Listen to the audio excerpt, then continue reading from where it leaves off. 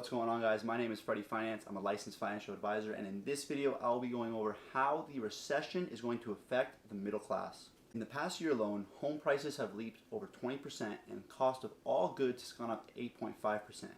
Families are paying $3,500 more this year for basic goods and services, and the consumer price index has hit an all-time low this year.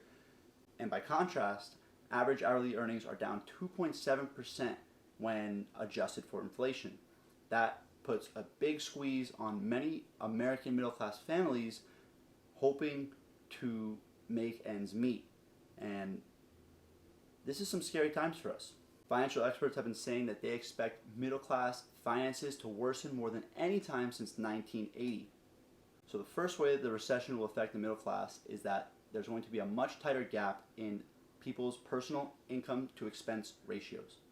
This means that the middle class families will be having much less money after essential expenses are paid off. This is due to the recent spike in inflation, which is bound to stagnate or get worse. So families are going to have to cut costs at every facet to make ends meet. The next way that the recession is going to affect middle class families is that their income will stagnate. Businesses are spending much more money than ever on supplies of goods and services, and businesses are in the business to make money. So they're going to do everything possible to ensure that their profits stay afloat even during these recessionary times. This greatly affects the average worker because companies are going to be extremely less likely to increase your salary and more likely to lay you off. Stagnating middle class incomes will lead to missed investment opportunities. If families are doing everything they can just to get by, then they're not going to have extra money to put into the market.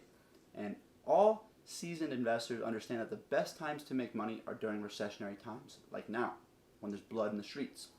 Both millennials and Generation X are expected to have a lower net worth and more debt when they reach the age of 40 than boomers did at that age. This is according to Bloomberg.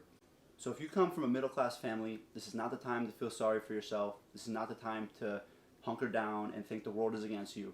This is the time to learn new skills for yourself so you can be the catalyst of your family that leads to generational wealth. If you're looking to avoid getting stuck in the middle class and are willing to invest in yourself, I am partnering with my personal trainer to put together a finance and fitness boot camp. This will give you guys a great foundation on how to build your net worth along with your body, so be sure to keep following along so you can get access to it and avoid being stuck in the middle class.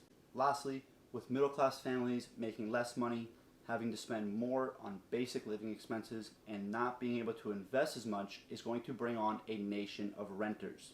Because of the stat I mentioned by Bloomberg, Generations X and millennials are not going to be in the financial position to put down a down payment and then afford the cost of the mortgage per month.